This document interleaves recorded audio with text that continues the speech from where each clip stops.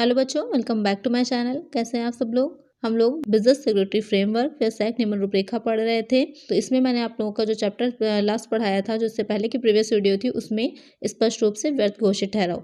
आज की वीडियो में उसी के आगे जो नेक्स्ट चैप्टर है आप लोगों का, सहयोगिक अथवा संभाव्य अनुबंध कंटीजेंट कॉन्ट्रैक्ट, ये चैप्टर हम लोग पढ़ेंगे। तो वीडियो शुरू करते हैं, लेकिन शुरू करने से पहले क्या करना है, चैनल को सब्सक्राइब करना है, वीडियो को लाइक करना है और फ्रेंड्स के साथ वीडियो को शेयर करना है। आइए शुरू करते हैं। तो सबसे पहले समझ लेते हैं कि जो संयोगिक अथवा संभाव्य अनुबंध है वो है क्या, या उसे क्या कहेंगे। थोड़ा सा वर्ड आप लोग को लग रहा है, तो हर सब्जेक्ट की अपनी एक अलग भाषा होती है, अपनी एक अलग लैंग्वेज होती है। तो उसको जब तक लैंग्वेज में समझ में नहीं आती तब तक उस चीज़ को भी हम नहीं समझ सकते।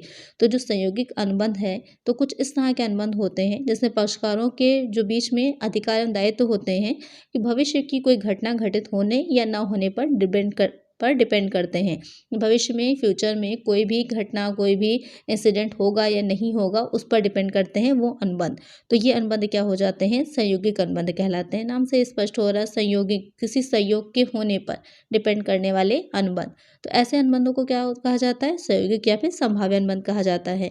यहाँ पर ये अनुबंध क्या होते हैं, शर्त युक्त होते हैं। इसमें एक शर्त होती है, कंडीशन होती है। कंडीशन होगी क्योंकि किसी घटना, किसी इंसिडेंट के होने या ना होने पर डिपेंड है, तो शर्त भी साथ में उसकी रहती है। तो ऐसे अनुबंध क्या हो जाते हैं, उस शर्त के पूरे होने या ना होने पर निर्भर होते हैं।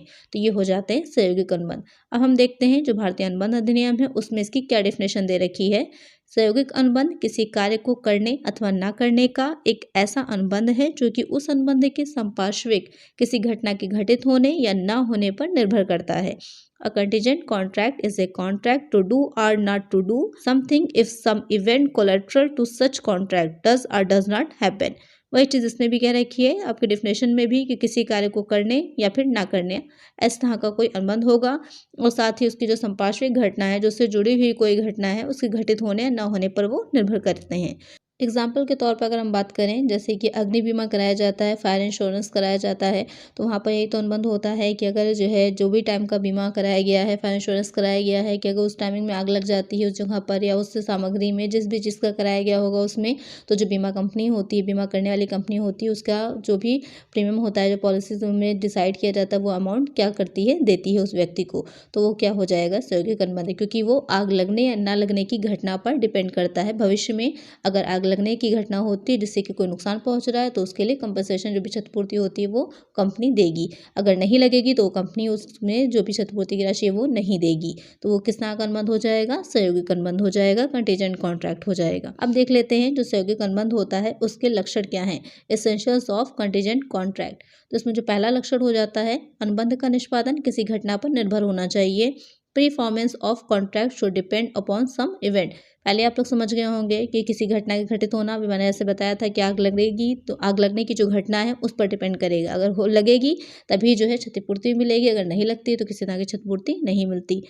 फिर आ जाएगा, घटना अनिश्चित होनी चाहिए। The event must be uncertain, यानी कि पहले से कंफर्म नहीं हो, पता नहीं हो कि वो घटना घटित होगी या फिर नहीं घटित होगी, उसी पर ही डिपेंड करेगा।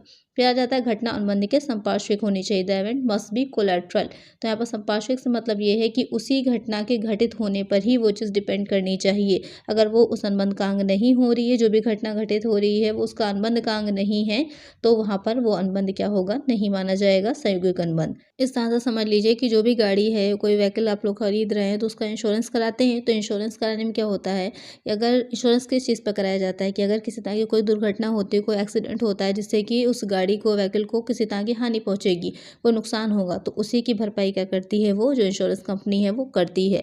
तो किस चीज़ पर डिपेंड हो गया, कौन सी घटना के घटित होने पर, कौन सी घटना संपार्श्विक हो गई। तो यहाँ पर कौन सी घटना संपार्श्विक हो जाएगी, कोलैटरल हो जाएगी, कार का या गाड़ी का दुर्घटनाग्रस्त होना। नेक्स्ट आ जाता है, घटना वचनदाता की इच्छा पर निर्भर नहीं होनी चाहिए। The event must not be dependent on the mayor will be of the promisor. तो यहाँ पर कहने का मतलब ये है कि जो भी घटना हो रही है वो वचनदाता की इच्छा पर, जो प्रोमिसर है उसकी इच्छा पर डिपेंड नहीं होगी, पूरी तरह से अनिश्चित होगी कि होगी या नहीं होगी, उसको पता ही नहीं है घटना घटित होगी या नहीं होगी। तो यहाँ पर उसकी इच्छा पर डिपेंड नहीं होनी चाहिए। तो ये हो जाते हैं उसके लक्षण, या फिर जो है कोई भी एसेंशियल्स जो कि किसी उस घटना में होना चाहिए उसे संयोगिक अनुबंध होने के लिए। अब आ जाते हैं सहयोगिक अनुबंध जो होंगे उसको प्रवर्तनी कराने के नियम, rules for the enforcement of contingent contract, कि कैसे जो भी हमने सहयोगिक अनुबंध किया है उसको प्रवर्तनीय कराया जाएगा। जो पहला हो जाएगा इसमें कि अनिश्चित घटना के घटित होने पर परिवर्तनीय अनुबंध, contract enforceable upon the happening of some uncertain events. तो यहाँ पर कहने का मतलब ये है कि कोई भी संभाव्य अनुबंध किसी अनिश्चित घटना के घटित होने पर डिपेंड करता है। तो हमने पढ़ लिया, जब वो घटना घटित हो जाती है तो उसको हम परिवर्तनीय करा सकते हैं। अगर घटना घटित होना असंभव हो जाए तो वहाँ पर अनुबंध क्या हो जाएगा, व्यर्थ हो जाएगा। यानी कि जो भी घटना वो घटित हो ही नहीं सकती तो वहाँ पर अनुबंध क्या हो जाएगा, व्यर्थ हो जाता है। जैसे कि फायर इंश्योरेंस कराया जाता है, तो जब फायर इंश्योरेंस कराया जा रहा है तो वो किस पर डिपेंड करता है, आग लगने पर डिपेंड करता है। अगर आग लगती है तभी क्या हो जाएगा, वो घटना घटित हो रही है तभी वो अनुबंध परिवर्तनीय होगा। अगर नहीं होगी तो जितने भी साल के लिए ली गई है, जैसे कि व्हीकल इंश्योरेंस आप लोग लेते हैं तो एक समय सीमा होती है ना, उसके बाद इंश्योरेंस समाप्त हो जाता है। तो वही चीज़ इसमें भी रहेगी, जितने टाइम के इंश्योरेंस लिया गया है उतने टाइम के लिए चलता है। अगर उतने टाइम तो घटना घटित होती है तब तो आपको इंश्योरेंस के लिए क्लेम करते हैं, अगर नहीं होती तो नहीं कर सकते। फिर आ जाता है अनिश्चित घटना के घटित न होने पर परिवर्तनीय अनुबंध, contract enforceable upon not happening of uncertain event. यहाँ पर मतलब ये है कहने का कि किसी भावी अनिश्चित घटना के घटित न होने पर जो निर्भर करता है कि भविष्य में कोई घटना घटित ना हो। अब पहले मैंने बताया था कि घटना के घटित होना या ना होना दोनों से ही संबंधित होता है ये अनुबंध। फिर आ जाता है घटित होने वाली घटना के असंभव हो जाने पर, happening of event deemed to impossible. किसी ऐसे संबंध में की गई है कि अब उसका हो पाना असंभव है, उस घटना का घटित होना ही क्या हो जाएगा, असंभव हो रहा है, तो भी क्या हो जाता है, वो अनुबंध व्यर्थ हो जाएगा। यहाँ पर ऐसी दशा में क्या होगा, अनुबंध व्यर्थ हो जाएगा। आप पहले इसे पहले चैप्टर में पढ़ चुके हैं कि जो संभव कार्य करने के लिए होते हैं अनुबंध वो क्या हो जाते हैं, व्यर्थ होते हैं। फिर आ जाएगा निर्दिष्ट अनिश्चित घटना के निश्चित समय में घटने पर निर्भर अनुबंध, contract depend on the happening of specified event with in fix time. यानी कि यहाँ पर एक चीज़ डिसाइड कर दी गई कि कोई समय सीमा निर्धारित कर दी गई है, उस समय सीमा के अंदर ही उस घटना के घटित होने से वो अनुबंध क्या होगा, परिवर्तनीय कराया जाएगा। उस समय सीमा के बाद अगर वो घटना घटित होती है तो वहाँ पर क्या होगा, अनुबंध परिवर्तनीय नहीं कराया जा सकता, अनुबंध व्यर्थ हो जाएगा।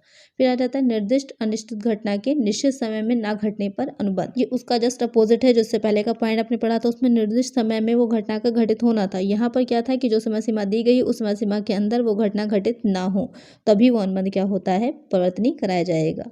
तो ये हो जाते हैं वो नियम जिसमें कि जो समयोगिक अनुबंध होते हैं वो परिवर्तनीय कराए जा सकते हैं।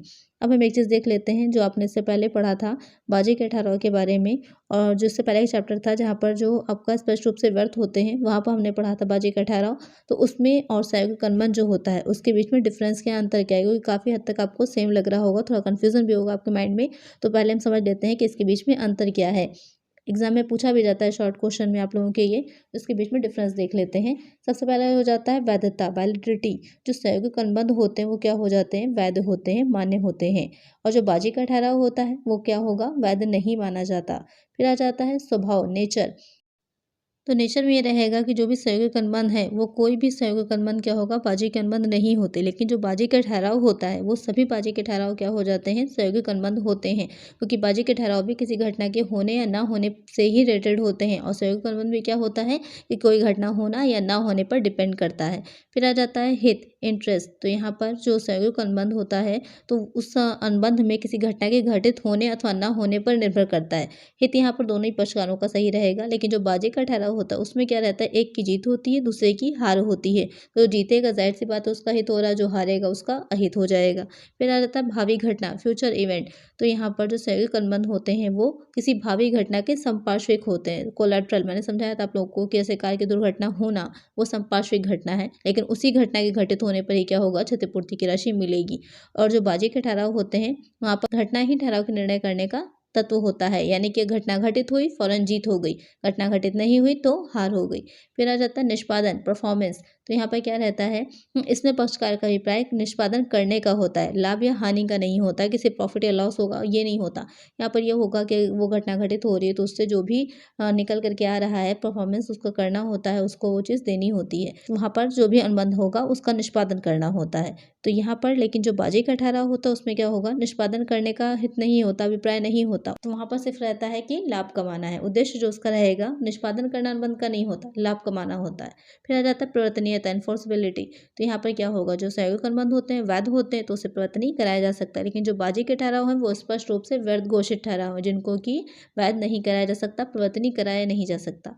फिर आ जाता है वचन देना, प्रॉमिस। जहाँ पर जो सहयोगिक अनुबंध होता है केवल एक ही पक्षकार ही वचन देता है, लेकिन जो बाजी का ठहराव होता है उसमें दोनों ही पक्षकारों का वचन रहता है, क्योंकि यह आपस में वचन एक दूसरे को देते हैं कि अगर हम हारे तो आपको 100 रुपये देंगे और सामने वाला कहता है कि अगर मैं हारा तो मैं आपको 100 रुपये दूंगा, दोनों ही तो वचन ले रहे हैं। लेकिन जो सहयोगी अनुबंध होता है, जो आपकी बीमा करने वाली कंपनी है वो आपको वचन दे रही है कि अगर आपको इस तरह की कार की घटना हो जाएगी या कुछ भी हो जाता है तो जिससे संबंध में करवाया गया होगा बीमा, तो उसके लिए क्या होती है, वो क्षतिपूर्ति की राशि दे रही है। तो वचन कौन दे रही है? कंपनी दे रही है, बीमा करने वाली। तो एक ही वचन पक्षकार क्या हो रहा है, वचन दे रहा है।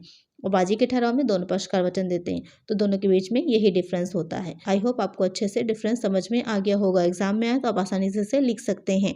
तो आज की वीडियो में हमने पढ़ा कि संयोगी अनुबंध क्या होते हैं, उनके लक्षण क्या होते हैं, वो कौन से नियम होते हैं जिसमें उनको प्रतिनिधि कराया जाएगा, और साथ ही जो संयोगी अनुबंध और बाजी का ठहराव काफ़ी सिमिलर से लग रहे थे आप लोग को, तो समझ में आप लोग को आ गया होगा कि दोनों के बीच में डिफरेंस क्या होता है। अब इसके आगे जो नेक्स्ट चैप्टर हम पढ़ेंगे वो हो जाएगा अनुबंधों की समाप्ति, डिस्चार्ज और टर्मिनेशन ऑफ कॉन्ट्रैक्ट। हमने ये तो पढ़ लिया अनुबंध कैसे होता है, अब हमें ये भी पढ़ना है कि कैसे उसकी समाप्ति की जाती है। तो ये आपका नेक्स्ट वीडियो में रहेगा, तो नेक्स्ट वीडियो ज़रूर देखिएगा। आज की वीडियो में इतना ही। आई होप आपको वीडियो अच्छी लगी होगी। वीडियो अच्छी लगी हो तो वीडियो को लाइक करिए, चैनल को सब्सक्राइब करिए और फ्रेंड्स के साथ वीडियो को शेयर करिए।